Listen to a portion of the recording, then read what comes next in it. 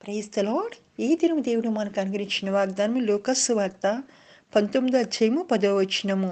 నశించిన దానిని వెతికి రక్షించుటకు మనిషి కుమారుడు వచ్చునని అతనితో చెప్పాను.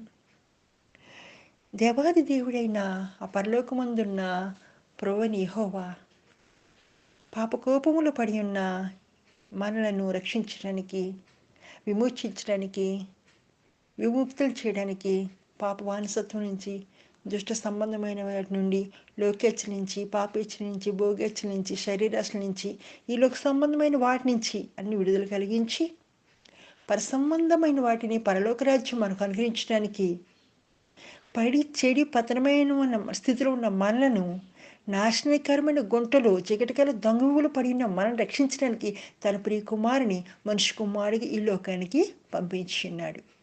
ఎంత గొప్ప ప్రేమ అంటే ఆ ప్రేమకు హద్దులు లేవు, ఎల్లలు లేవు.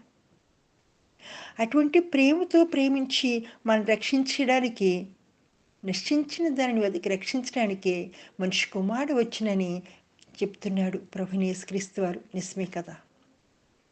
ఆ స్థితిలో ఉన్న మనల్ని మనం రక్షించి సజీవులుగా ఉంచి ఆయన ప్రేమ నా పట్ల చూపించిన తండ్రి అదే ప్రేమను ఇతరులకు చూపిస్తూ ఎవరైతే నశించిపోయే స్థితిలో ఉన్నారో వాళ్ళకి మన రాజ్య స్వార్థ ప్రభువైన యేసుక్రీస్తు వారి గురించి స్వార్థ ప్రకటించి వారిని ఆ దారి నుంచి మళ్ళించి ఆయన వైపు మనం త్రిప్పాలని కోరుకుంటున్నాడు మన ప్రభు.